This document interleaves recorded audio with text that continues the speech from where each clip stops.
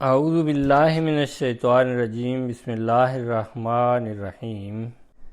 روزنامہ الفضل انٹرنیشنل، منگل 19 دسمبر 2023۔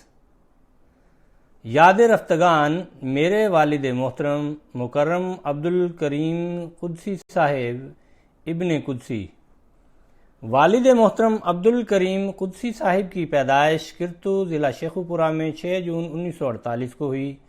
آپ کے والد کا نام مکرم میاں اللہ دتا صاحب اور والدہ کا نام مکرمہ سردار بی بی صاحبہ ہے۔ خاندان میں احمدیت۔ آپ کے خاندان میں احمدیت آپ کے والد مکرم میاں اللہ دتا صاحب کے ذریعے آئی تھی، جنہوں نے 1934 عیسوی میں حضرت مسلم موعود رضی اللہ عنہ کے ہاتھ پر بیعت کی تھی، اور پھر احمدی ہونے کے بعد ساری زندگی وقف کی طرح گزاری۔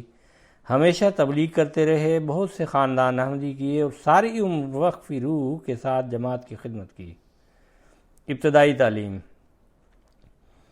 ابتدائی تعلیم اپنے گاؤں کے پرائمری اسکول میں ہی حاصل کی۔ اچھے ماحول اور قابل اساتذہ کی توجہ سے آپ میں شعور کی پختگی اور تخلیقی صلاحیتیں بیدار ہوئیں۔ چھٹی جماعت میں ہی اسکول کی لائبریری آپ مطالعہ کتب شوق سے کرتے۔ اس کے علاوہ ریڈیو پر ادبی پروگرام سننا اور شاعری پڑھنا آپ کے پسندیدہ مشاغل تھے۔ اس وقت ریڈیو پر ادبی پروگرام کثرت سے نشر ہوتے تھے، جس نے آپ کے شعور اور صلاحیتوں کو مزید جلا بخشی۔ آپ کے استاد صوفی احمد علی جو ہیڈ ماسٹر تھے، اردو کے بہترین استاد تھے۔ ان کی تربیت میں آپ نے تلفظ اور زبان کو گہرائی سے جانا، جس کے نتیجے میں مڈل میں آپ نے حمد کہی اور ادبی سفر کا آغاز ہوا۔ ملازمت۔ 1968 میں ملازمت کے سلسلے میں لاہور آئے۔ لاہور آنے کے بعد پرائیویٹ میٹرک اور پنجابی فاضل کیا۔ 1974 میں پاکستان انجینئرنگ کمپنی بادامی باغ میں بطور ہیلپر انسپیکٹر انسپیکشن ڈپارٹمنٹ ملازمت کا آغاز کیا۔ یہ سلسلہ 1994 عیسوی تک چلتا رہا۔ پھر اس وقت کی حکومت نے یہ ادارہ ختم کر دیا اور ملازمین کو گولڈن شیک ہینڈ دے دیا گیا۔ کچھ سال جنرل سٹور اور پی سی او چلایا۔ پھر آپ پہلے ربوہ آئے اور پھر بذریعہ سری لنکا امریکہ شفٹ ہو گئے۔ نکاح و شادی۔ 1973 کے جلسہ سالانہ کے موقع پر آپ کا نکاح حضرت خلیفۃ المسیح الثالث رحمہ اللہ نے مکرمہ بشریٰ کریم صاحبہ بنت مکرم محمد صلاح الدین صاحب کے ساتھ پڑھایا۔ اگلے سال رخصتی ہوئی۔ مکرم ایم صلاح الدین صاحب حضرت مصری نظام الدین رضی اللہ عنہ صحابی حضرت مسیح موعود علیہ الصلوۃ والسلام کے بیٹے تھے۔ حضرت مصری نظام الدین صاحب رضی اللہ عنہ کا ذکر صحابہ کی فہرست تاریخ احمدیت جلد 8 ضمیمہ صفحہ 22 نمبر شمار 94 رجسٹر نمبر 7 صفحہ نمبر 242 میں ہے۔ جماعتی خدمات۔ آپ 30 سال تک جماعت احمدیہ رچنا ٹاؤن ضلع لاہور کے سیکریٹری مال رہے۔ اس کے علاوہ بھی مختلف شعبہ جات میں خدمات کی توفیق ملی۔ ذوق شاعری۔ آپ کے ذہن میں اسکول دور میں ہی تخلیقی صلاحیتیں بیدار ہو چکی تھیں، لیکن باقاعدہ آغاز 1968 میں ہوا، جب آپ نے باقاعدہ ادبی محفلوں اور مشاعروں میں جانا شروع کیا۔ آغاز اردو شاعری سے کیا، لیکن مادری زبان پنجابی ہونے کی وجہ سے پنجابی میں بھی طبع آزمائی کی اور ایسی لازوال شاعری کی کہ جس کی بدولت بہت جلد آپ پنجابی کے نمایاں شاعروں میں شمار ہونے لگے۔ آغاز میں ہی اتفاق یہ ہوا کہ ایک مشاعرے میں آپ نے سقوط ڈھاکہ کے حوالے سے غزل سنائی۔ عزت و ناموس انسان چار سو بے آبرو، میں کدا و ساقیو جامو سبو بے آبرو، اے بہاری اے محبان وطن کی آبرو، میں یہاں لاہور میں ڈھاکہ میں تو بے آبرو۔ مشاعرے میں ساغر صدیقی بھی موجود تھے۔ آپ نے خوب داد دی اور پوچھا کہ کون سے پرچے میں چھپتے ہیں۔ آپ نے صورتحال بتائی تو ساغر صدیقی نے آپ کی فکری صلاحیتوں کو بھانپتے ہوئے آپ کو ہفت روزہ لاہور کا ایڈریس دیا اور اصلاح کی صلاح دی پھر آپ کی مکرم ثاقب زیروی صاحب اور لاہور رسالہ سے گہری وابستگی ہو گئی۔ ایک دفعہ انہوں نے کہا کہ شاعر ہونا اور شاعری کی اصلاح کرنا دو الگ الگ چیزیں ہیں۔ انہوں نے شرقی بن شائق سے ملنے کو کہا جو نوائے وقت کے ایڈیٹر تھے۔ ملاقات کے بعد غزل سنائی۔ انہوں نے پیار اور توجہ بھری نظروں سے آپ کو حلقہ احباب میں داخل کیا اور ان کی وفات تک یہ سلسلہ چلتا رہا۔ 1972 میں پہلا مشاعرہ ریڈیو پاکستان لاہور سے پڑھا۔ ان مشاعروں کی وجہ سے آپ کو ادب کی بڑی شخصیات کی صحبت میں رہنے کا موقع ملا، جن میں استاد دامن، واصف علی واصف، احسان دانش، اقبال صلاح الدین، بشیر منظر، ڈاکٹر رشید انور اور یزدانی جالندری شامل ہیں۔ ادبی خدمات: آپ نے خود کو غزل کے لیے وقف یہ رکھا۔ اردو اور پنجابی میں غزل کا خاص ملکہ حاصل تھا۔ اس کے علاوہ آپ نے نظم، افسانہ، کہانی، سفر نامہ اور گیت نگاری میں بھی عمدہ کام کیا جو قابل تحسین ہے۔ 1960 میں آپ کی پہچان بطور افسانہ نگار ہوئی اور 2 کہانیاں بہکارن اور ضمیر فروش انتخاب میں چھپیں۔ پنجابی میں آپ کا نام ایک استاد شاعر کے طور پر جانا جاتا ہے کیونکہ پنجابی میں آپ کا ادبی کلام بہت زیادہ ہے جو پنجابی زبان و ادب کے لیے خطیر سرمایہ سے کم نہیں ہے۔ ایوارڈز: ادبی خدمات کے سلسلے میں پاکستان میں آپ کو حکومتی اور ادبی حلقوں کی طرف سے اعزازات سے نوازا گیا۔ Number 1 Pakistan writers guild award, number 2 Masood Khaddar Posh award, number 3 Pakistan television Lahore بہترین گیت نگار، نمبر 4 حرف نوا ایوارڈ بہترین پنجابی غزل، number 5 Saqib Siddiqui award, number 6 Ali Arshad Mir award. ان کے علاوہ آپ کے اعزازوں میں بے شمار پارٹیاں اور شامیں منائی گئیں۔ ادبی پرچوں سے تعلق: ہفت روزہ لاہور، تخلیق امروز، نوائے وقت، مشرق مغربی پاکستان، تحریریں، مساوات، نصرت اور کئی پرچوں میں آپ کی تخلیقات شائع ہوتی رہیں۔ اسی طرح پنجابی میں لہراں، پنجابی ادب، سویرا انٹرنیشنل، میری بولی میرا دھرم، ریڈیو اور ٹیلی ویژن سے بے شمار گیت ریکارڈ ہوئے۔ اس کے علاوہ آپ کی چند نظموں اور غزلوں کا منظوم ترجمہ بھی ہو چکا ہے۔ پنجابی تصنیف سردل کا ترجمہ گورمکھی میں شائع ہوا۔ ادارہ لوک گیت پرکاش چندی گڑھ نے اسے 2007 میں شائع کیا۔ اسی طرح 2 مزید کتابوں کا گورمکھی میں ترجمہ ہو چکا ہے۔ 6 اور 7ویں کے نصاب میں آپ کی نظمیں شامل ہیں۔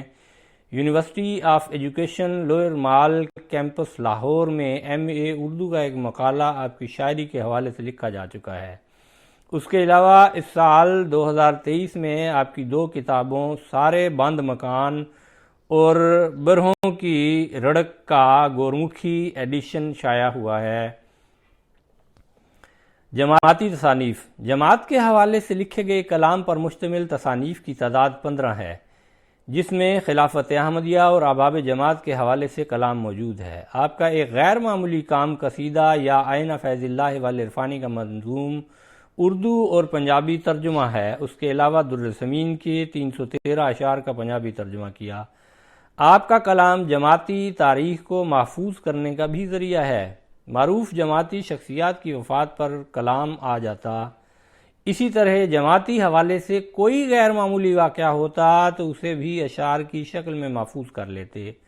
جماعت احمدیہ کے شاعر: حضرت خلیفۃ المسیح الخامس ایدہ اللہ تعالی بنصر عزیز نے اپنے ایک خطبہ جمعہ بیان فرمودہ 29 نومبر 2019 میں آپ کو جماعت کے شاعر فرمایا۔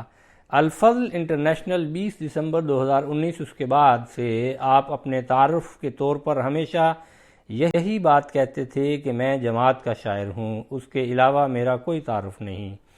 حضرت خلیفۃ المسیح الرابع رحمہ اللہ تعالیٰ کے خطاب جمعہ فرمودہ 22 جنوری 1993 میں یوں نوازشوں کی بارش ہوئی۔ حضور رحمہ اللہ نے فرمایا کہ مجھے یاد ہے کہ ایک دفعہ ایک احمدی رسالے میں ایک نوجوان احمدی شاعر کا ایک شعر پڑھا تھا۔ عبدالکریم قدسی صاحب ان کا نام ہے۔ ان کا جو مقطع تھا وہ مجھے بہت ہی پسند آیا اور وہ شعر یہ تھا: آ تیرے بعد گلے ملنا ہی بھول گیا، آگ قدسی کو سینے سے لگا پہلے کی طرح۔ روزنامہ الفضل 25 جنوری 1993 صفحہ نمبر 2۔ وفات و پسماندگان۔ آپ کی وفات 9 نومبر 2023 کو امریکہ میں ہوئی۔ آپ اللہ تعالیٰ کے فضل سے موسی تھے۔ 12 نومبر بعد از نماز ظہر نماز جنازہ ادا کی گئی، جبکہ 13 نومبر 2023 کو امریکہ میں ہی قطع موسیان میں آپ کی تدفین ہوئی۔ پسماندگان میں اہلیہ مکرمہ بشریٰ کریم صاحبہ کے علاوہ 2 بیٹے اور 2 بیٹیاں ہیں۔ نمبر 1، مکرم عبدالقدیر صاحب، ورجینیا، امریکہ، و اہلیہ مکرمہ مبشرہ قدیر صاحبہ۔ نمبر 2، عبدالکبیر قمر و اہلیہ مکرمہ شائستہ کبیر صاحبہ۔ نمبر 3، مکرمہ امت الحمید فیضان صاحبہ، اہلیہ مکرم فیضان احمد صاحب، ورجینیا، امریکہ۔ نمبر 4، مکرمہ قدسیہ کریم صاحبہ، اہلیہ مکرم شہزاد احمد صاحب، ورجینیا، امریکہ۔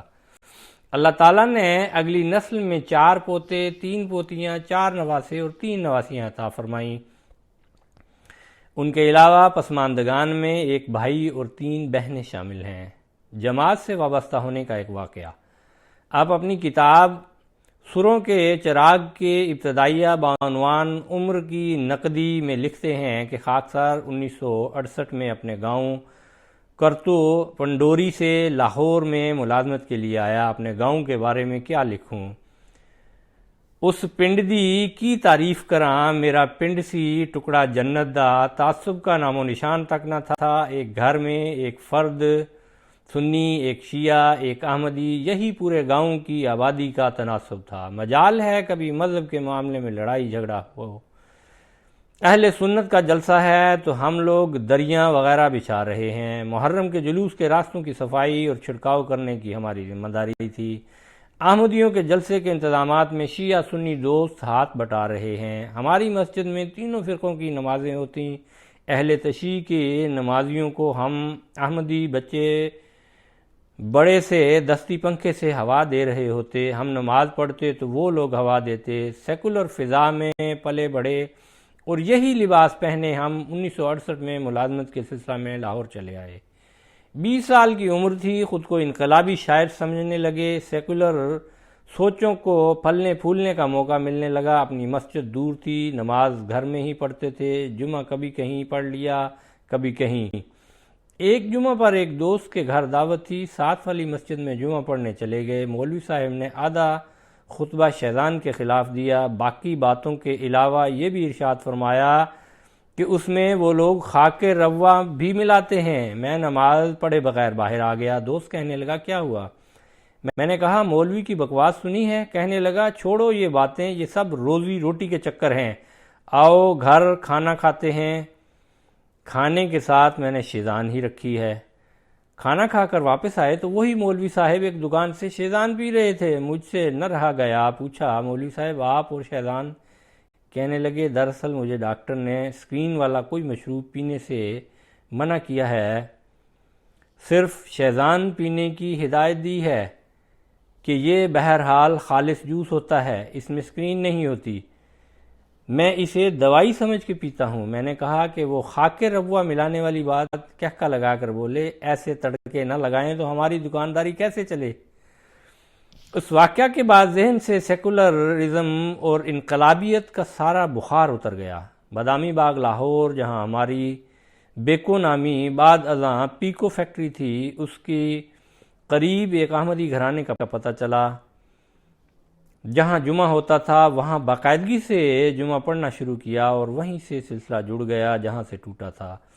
جہاں کہیں سے بھی ظلم و ستم کی خبر آتی، سید والا، چک سکندر، گھٹیالیاں، لاٹھیاں والا، لاہور، کراچی، نواب شاہ یا کہیں اور شہادت ہوتی، مسجد یا دکان و مکان جلائے جاتے، اس پر جب تک کچھ لکھ نہ لیتا نیند نہ آتی۔ اگرچہ لاہور میں 70 کی دہائی سے لے کر 2000 کا دور ادبی لحاظ سے ایک سنہری دور کہلاتا ہے۔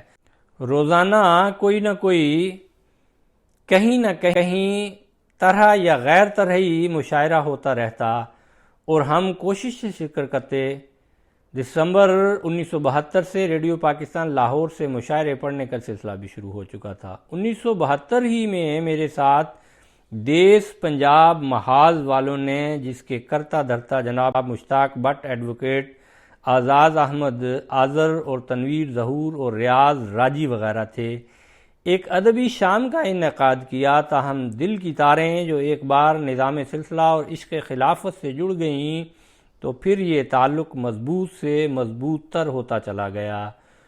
سروں کے چراغ از عبدالکریم قدسی، صفحہ 23 تا 26۔ 1974 عیسوی کے واقعات کا آپ کی زندگی پر اثر۔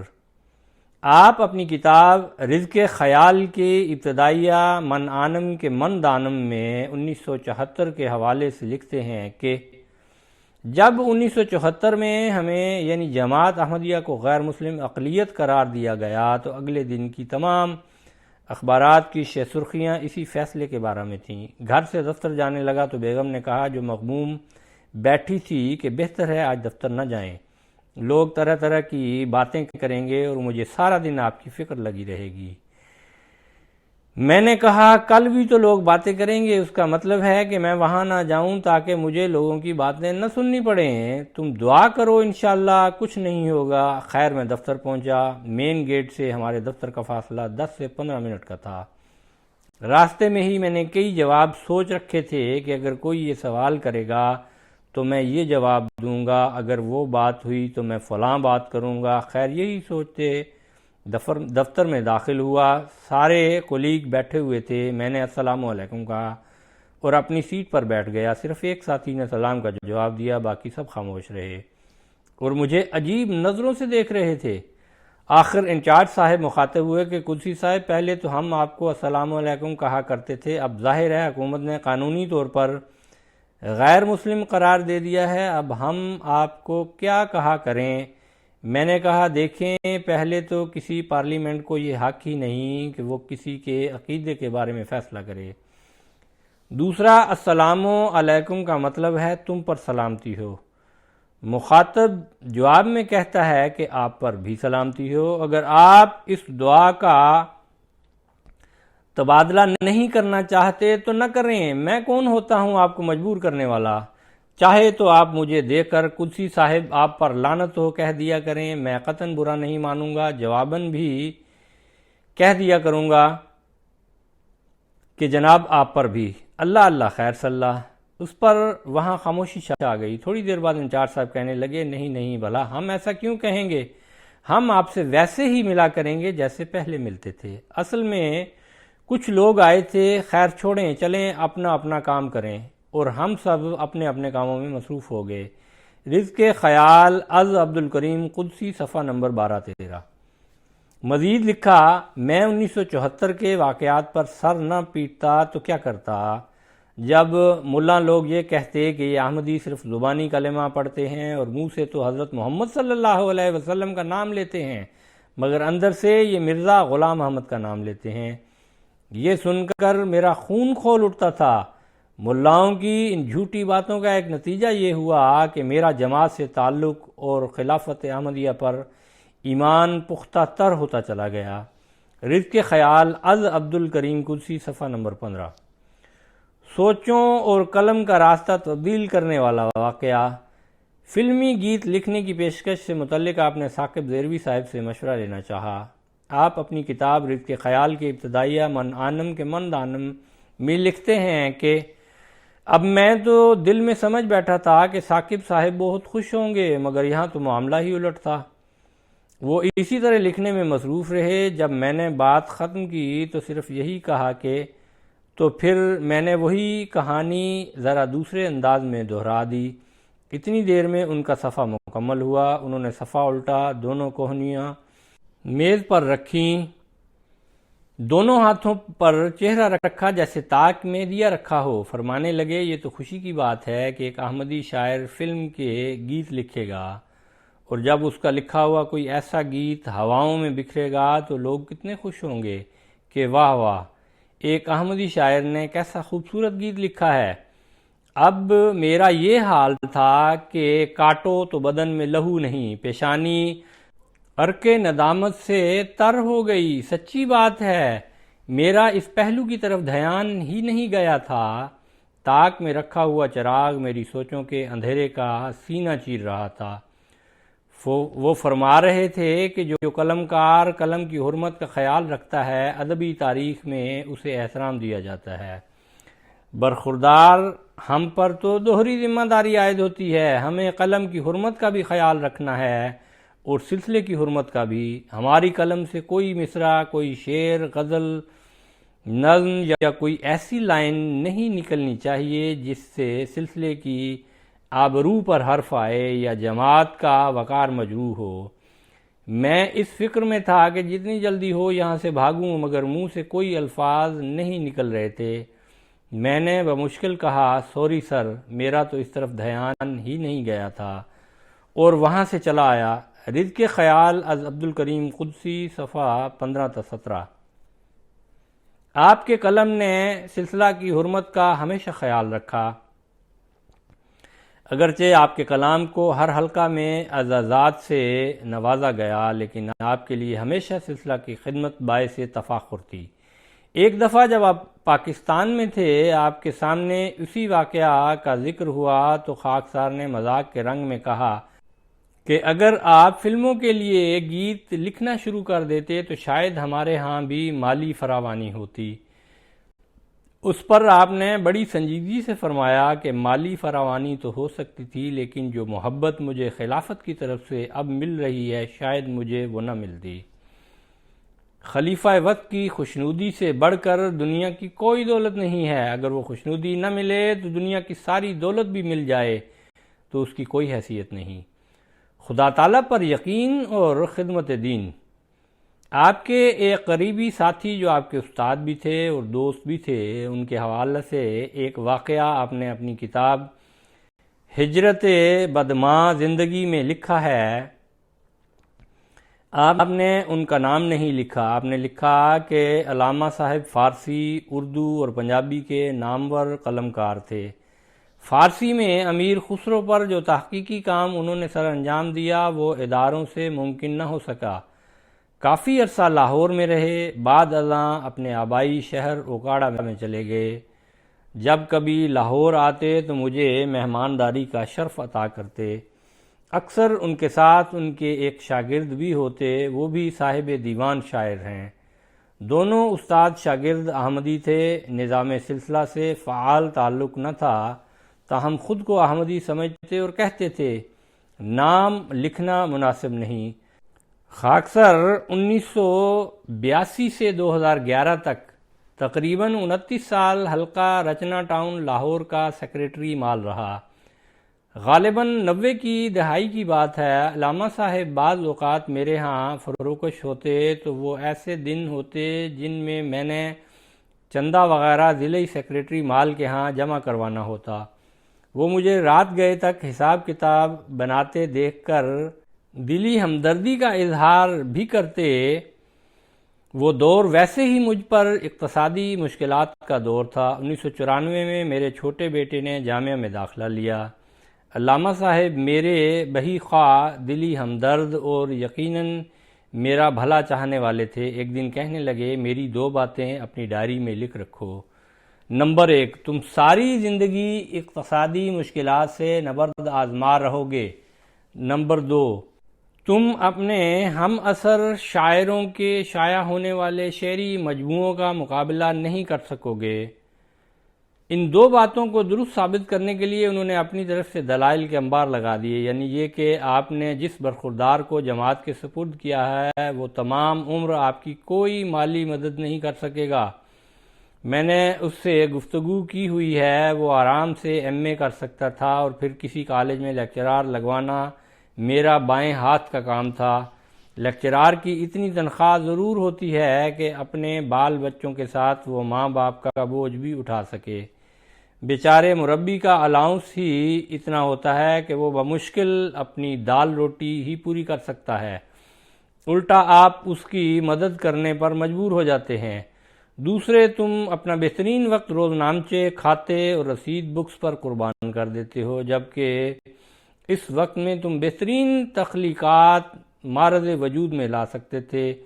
اسی طرح تمہاری کتابوں کی تعداد میں بھی اضافہ ہوتا رہتا۔ یہی دیکھ لیجئے، پیڑ دے پتھر 25 برس قبل چھپی تھی، اس کے بعد کوئی کتاب نہیں چھپ سکی۔ یہ ان کے شاگرد کی دلیل تھی، وہ بھی آپ نے خود نہیں چھاپی تھی، آپ کے ایک مہربان نے شائع کی تھی۔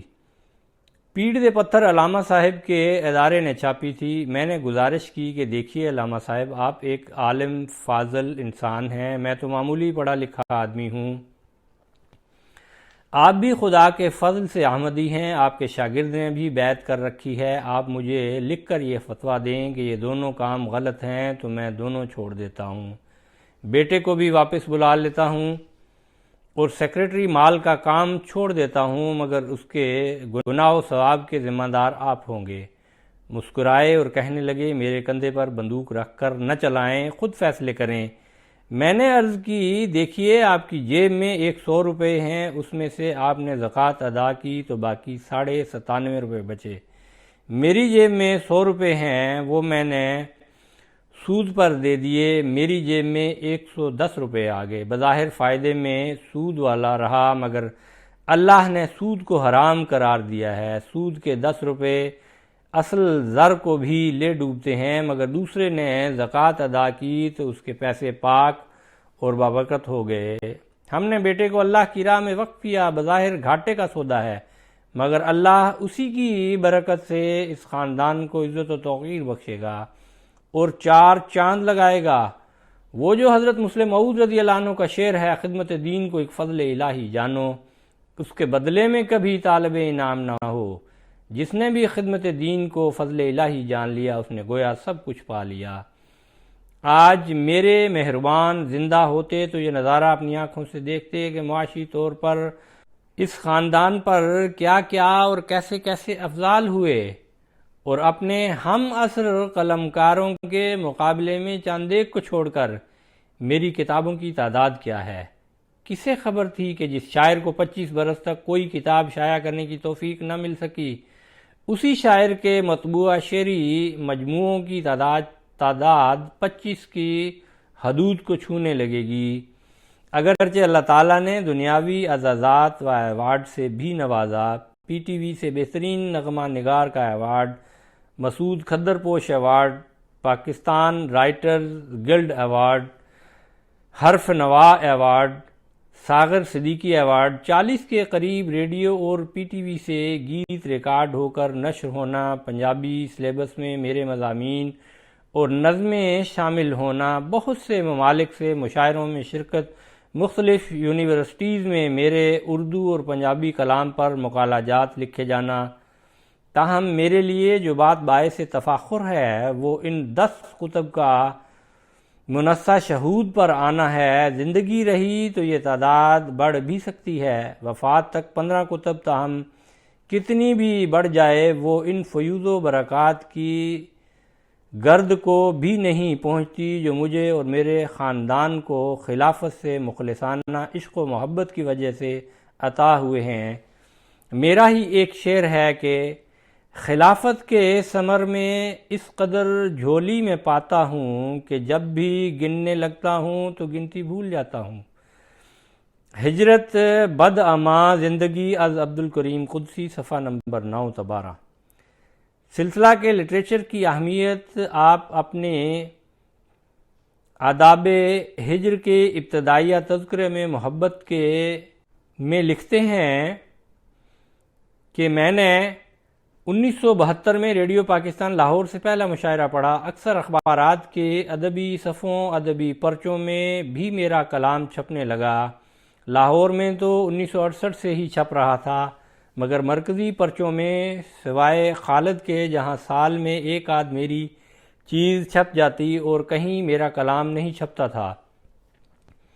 خواہش تھی تحریک جدید میں چھپوں، جس کے ایڈیٹر محترم مولانا نسیم سیفی صاحب تھے۔ تحریک جدید میں نہ چھپنے کا قلق ضرور تھا، اس وقت جلسہ سالانہ کے علاوہ ربوہ جانا بہت کم ہوتا، غالباً کسی شادی میں شرکت کے لیے ربوہ جانا ہوا۔ جون کی دوپہر تھی، میں صاحب خانہ کو جل دے کر دفتر تحریک جدید چلا گیا اور پوچھتے پچھاتے سیفی صاحب تک پہنچ گیا۔ میں نے اپنا تعارف کروایا، انہوں نے اپنے سامنے کرسی کی طرف اشارہ کیا اور کہا تشریف رکھیے۔ خود کچھ لکھنے میں مصروف تھے، میں سوچ رہا تھا کہ فارغ ہوں تو بات کروں گا۔ انہوں نے نظر اٹھائی اور کہا فرمائیے کیسے آنا ہوا؟ عرض کی کہ جناب میں نے چند غزلیں بھجوائی تھیں اشاعت کے لیے، مگر آپ نے کوئی بھی نہیں چھاپی۔ مجھے یہ معلوم کرنا ہے کہ آخر آپ کا معیار کیا ہے؟ کیا ریڈیو سے بھی کڑا معیار ہے؟ دیگر پرچے مجھے چھاپتے ہیں، لاہور بھی چھاپتا ہے۔ میرے کلام میں کوئی اور خوبی ہو نہ ہو، اس میں بے وزنی کا سکم آپ کو نظر نہیں آئے گا۔ میری نظر میں شاعری کی پہلی یہی سیڑھی ہے، آپ مجھے پہلی سیڑھی پر پاؤں رکھنے دیں گے تو باقی سفر طے کر پاؤں گا نا۔ انہوں نے مددگار کارکن کو کہا کہ قدسی صاحب کو ٹھنڈا پانی پلائیں، اس کے بعد چائے۔ کہنے لگے آپ ریڈیو پر مشاعرے پڑھتے ہیں، ہم بھی سنتے ہیں، ادبی جرائد میں آپ شائع ہوتے ہیں، ہم پڑھتے ہیں۔ شاعر شہرت کے لیے لکھتا ہے، وہ آپ سمیٹ رہے تھے اور آپ کیا چاہتے ہیں؟ عرض کی جناب ریڈیو پر مشاعرہ پڑھا اور ہوا میں تحلیل ہو گیا۔ اخبار کا ادبی صفحہ اگلے دن ردی میں چلا گیا، ماہانہ پرچے مہینے بعد پرانا ہو گیا، مگر سلسلے کے پرچے ردی نہیں ہوتے، انشاءاللہ محفوظ رہیں گے۔ میں بھی ان میں محفوظ ہونا چاہتا ہوں، خود کو زندہ رکھنا چاہتا ہوں سلسلہ کے پرچوں میں۔ سیفی صاحب اپنی کرسی سے اٹھے، مجھے تھپکی دی اور کہا کہ ہم آپ کو ضرور چھاپیں گے، صرف ایک شرط ہے کہ سلسلے کا وقار ملحوظ خاطر رہنا چاہیے اور تحریک جدید کے مزاج کا خیال رکھیے، آپ کو نہ چھپنے کی شکایت کبھی نہیں ہوگی۔ اور یہ شکایت آخر وقت تک انہوں نے پیدا نہیں ہونے دی۔ الفضل کے ایڈیٹر ہوئے تو بھی کبھی ایسا نہیں ہوا کہ میں نے کوئی چیز بھجوائی ہو اور انہوں نے نہ چھاپی ہو، بلکہ اگر 1-2 ماہ تک غیر حاضری ہو جاتی تو ان کا خط آ جاتا کہ الفضل کو آپ کے تازہ کلام کا انتظار ہے۔ آداب ہجر از عبدالکریم قدسی، صفحہ نمبر 13 تا 15۔ ایک خواب اور درجن کتابیں۔ آپ نے حضور انور ایدہ اللہ تعالیٰ بن نصر عزیز کی خدمت میں کتب کی اشاعت کے حوالے سے دعا کے لیے لکھا۔ حضور انور ایدہ اللہ تعالیٰ بن نصر عزیز نے انتہائی شفقت فرماتے ہوئے دعا سے نوازا اور ساتھ ہی لندن رقیم پریس سے کتب کی اشاعت کی منظوری عنایت فرمائی۔ حضور انور کی ان نوازشات کے نتیجے میں شائع شدہ کتب کی تعداد 15 ہو گئی اور وفات سے قبل تیار ہونے والی 15ویں کتاب کے مسودہ کی ابتدائیے میں تحریر کیا کہ جماعتی اور دینی مجموعات جن کی تعداد تا دم تحریر 15 ہے، آخر میں گوش بر آواز چھپے گی، اس میں صفحات کی قید نہیں ہوگی، کم تو خیر نہیں مگر زیادہ صفحات ضرور ہو سکتے ہیں، اس کی اشاعت کی باری 2024 میں انشاءاللہ ضرور آ جائے گی۔ اس طرح 12 عدد اردو مجموعے اور 3 عدد پنجابی مجموعے، کل 15 مجموعہ جات ہوں گے اور حضور انور کی دعا کی قبولیت کے زندہ نشان کی روشنی زمانہ دیکھے گا اور اس کی گواہی دے گا۔ گوشے بر آواز از عبدالکریم قدسی۔ اسی کتاب گوشے بر آواز کی ابتدائیہ میں لکھا کہ جماعتی موضوعات سے ہٹ کر بھی معاملات چل رہے ہیں۔ اردو غزلیات اور نظموں کی 3 مجموعہ جات ہیں، ان میں ایک اشک رواں چھپ چکا ہے، دوسرا سارے بند مکان بھی چھپ چکا ہے، تیسرا اشاعت کے مراحل میں ہے۔ کم و بیش 5 پنجابی کے مجموعہ جات ہیں، ان پر بھی کام ہو رہا ہے، لیکن مجھے ان کی زیادہ فکر نہیں۔ میرا ٹارگٹ جماعتی کتابوں کی اشاعت ہے۔ میں نے بیماری کے دوران باری تعالیٰ سے یہی دعا مانگی تھی کہ مجھے دینی کتابوں کی اشاعت کی مہلت عطا ہو۔ اس مہلت پر فائق حق جماعتی کتب کا ہی ہے اور امید ہے کہ 2023 کے سالوں میں یہ مجموعہ جات اشاعت پذیر ہو جائیں گے انشاءاللہ۔ گوش بر آواز از عبدالکریم قدسی۔ اسی کتاب گوشے بر آواز کے ابتدائیہ میں لکھا کہ یہ ہیں جماعتی موضوعات پر 15 مجموعہ ہائے کلام، جن کی تفصیل سن کر ڈاکٹر پرویز پروازی نے 21 دسمبر 2022 کی ملاقات میں حیرت کا اظہار کیا اور فرمایا یار اتنا مواد بڑی بات ہے، اس کو مرتب کرنا اس سے بھی بڑی بات ہے، اور سب کا زیور اشاعت سے آراستہ ہو جانا بہت بڑی بات ہے۔ میں نے عرض کی ڈاکٹر صاحب ہمیں تو اور کوئی کام ہی نہیں آتا۔ ایک چھوٹا سا رائٹنگ پیڈ اور قلم میری طرف بڑھایا اور کہا لکھو، احمدیہ علم الکلام کے میدان میں عبدالکریم قدسی کے 15 شعری مجموعے خوشگوار حیرت اور فرت و انبساط کے ساتھ پڑھے جائیں گے۔ رائٹنگ پیڈ واپس لیا، تحریر پڑھی اور نیچے اپنے دستخط کر دیے اور تاریخ درج کی۔ یہ 3 سطری خلت کیا عطا ہوئی، مجھے اترنے کا سلیقہ بخش دیا۔ گوشے بر آواز عبدالکریم قدسی۔ جلسہ سالانہ UK۔ حضور انور ایدہ اللہ تعالیٰ بن نصر عزیز کی بے پناہ شفقتوں میں ایک شفقت آپ کو جلسہ سالانہ میں بطور نمائندہ بلانا بھی تھا۔ پہلے 2006 کے جلسہ سالانہ UK پر، پھر 2008 جوبلی سال میں ہونے والی عالمی مشاعرہ میں شامل ہوئے اور ہمیشہ اس بات کا تذکرہ خوشی اور انبساط سے کرتے۔ ایک دفعہ خاکسار نے کہا کہ اب تو آپ 2 دفعہ لندن جا چکے ہیں اور اب آپ کا آسانی سے UK کا ویزا لگ جائے گا۔ اس وقت آپ پاکستان میں ہی تھے، امریکہ شفٹ نہیں ہوئے تھے۔ فرمانے لگے کہ جب آپ بادشاہ کے مہمان بن چکے ہوں تو پھر کسی اور کا مہمان بنا نہیں جاتا۔ اب تو جب حضور یاد فرمائیں گے تو پھر ہی جاؤں گا۔ مربیان کا احترام۔ مربیان کا بے حد احترام کرتے تھے۔ ابھی پاکستان میں ہی تھے کہ ایک دفعہ ایک عہدیدار نے ایک مربی صاحب کے ساتھ کچھ اس انداز سے گفتگو کی جو نامناسب تھی، مگر والد صاحب کو اس کا بہت دکھ ہوا۔